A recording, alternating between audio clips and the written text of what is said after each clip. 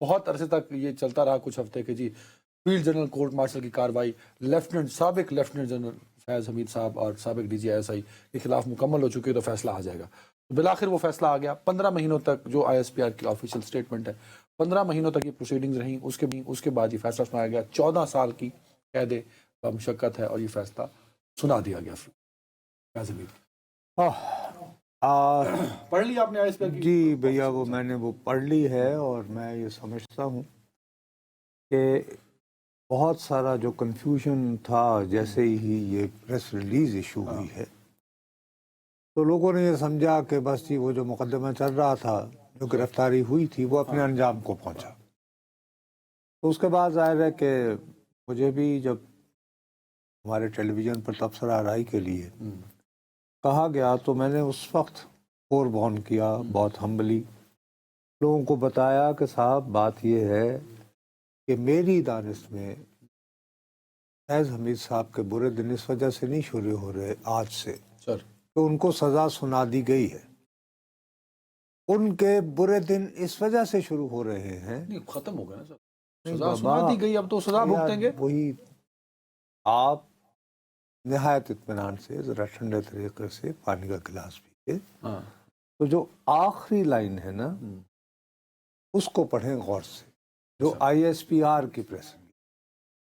وہ یہ کہتی ہے کہ انوالومنٹ آف کانوکٹ، یعنی سزا یافتہ شخص کی مداخلت ان فومنٹنگ، بھڑکانے میں، ویسٹڈ پولیٹیکل ایجیٹیشن، سیاسی احتجاج اور عدم استحکام، ان کہوٹس ود پولیٹیکل ایلیمنٹس، مختلف سیاسی عناصر کے ساتھ مل کر عدم استحکام اور احتجاجی یعنی صورتحال کریٹ کرنے کے لیے، and in certain other matters, بعض دیگر معاملات، اور بعض دیگر معاملات is separately being dealt with, وہ علیحدگی سے اس کا بھی جائزہ لیا جا رہا ہے، دیکھا جا رہا ہے. مطلب ابھی آن گوئنگ ہے. تو اس سے دو باتیں طے ہوئی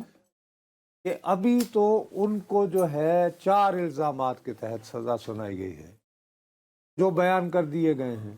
ایک تو یہ کہ جی انہوں نے آفیشیل سیکرٹ ایکٹ کی جو ہے خلاف ورزی کی، سیاسی سرگرمی، وہ جو غالباً جو یہ افواہیں تھیں کہ جی یہ جاتے ہوئے اپنے دفتر سے کچھ فائلیں لے گئے تھے as director I S I D G کے طور پر. دوسری بات یہ ہے کہ جی انہوں نے اپنے عہدے میں رہتے ہوئے سیاسی سرگرمیوں میں حصہ لیا. اب یہ کلیئر نہیں ہے، بہت ساری باتیں ابھی کلیئر نہیں ہیں جن پہ ہم توجہ نہیں دے رہے کہ یہ سیاسی سرگرمیوں میں حصہ انہوں نے بطور ڈی جی آئی ایس آئی لیا، یا جب ان کو اس عہدے سے ہٹا دیا گیا تو یہ بطور کور کمانڈر پشاور یا کور کمانڈر بہاولپور. دو. تیسری بات یہ ہے کہ misuse of authority and government resources. Misuse of authority کا ایک کیس سب کو پتہ ہے، وہ جو ایک کوئی ہاؤسنگ سوسائٹی وہ تھی، اور اس کے تو اگلا ہے سر، بعض افراد کو بلا جواز نقصان پہنچانا. ہاں تو بلا جواب وہ سارا یہ ہوگا نا، misuse of authority, government resources, اور اس میں زیادہ ہمارے سامنے جو بات آئی وہ ٹاپ سٹی. ٹھیک ہے، ٹھیک ہے جی. اب میری دانست میں سب سے جو امپورٹنٹ بات ہے، میں دوبارہ آپ سے کہوں گا، وہ آخری الفاظ. مجھے یہی سمجھ نہیں آ پا رہی نا کہ ہم سب تو یہی خبروں میں، اخباروں میں، یہ ٹی وی اسکرینوں پہ بھی اور ہر طرف بھی، اور میری نظر میں بھی یہ جو پہلا ہے نا جو فیصلہ ہے وہ امپورٹنٹ ہے. مجھے سمجھ نہیں آ رہی کہ آپ آخری 4 لائنوں میں کیوں پھنس گئے ہیں. بابا وہ میں تو نہیں بجی، وہ اس سے زیادہ سخت تو نہیں ہے نا اس پر فیصلہ سنا ارے دیا کہ 4 بابا، ایپلیکیشن. فومنٹنگ، بھڑکانا، ملک میں سیاسی عدم استحکام اور ہیجانی احتجاجی کیفیت پیدا کرنے کے لیے سیاسی عناصر کے ساتھ مل کر. اس میں اشارہ 9 میں ہی ہے. صرف 9 میں ہی تو نہیں ہے نا، کیونکہ کوئی ایک ایلیمنٹ کا نہیں ہے،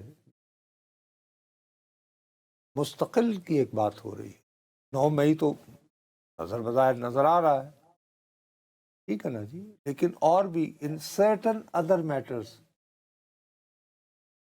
آپ کو یاد ہوگا ہم نے اس کے بعد جب یہ کورٹ مارشل کی کارروائی شروع ہو گئی تو ہم خاموش ہو گئے تھے.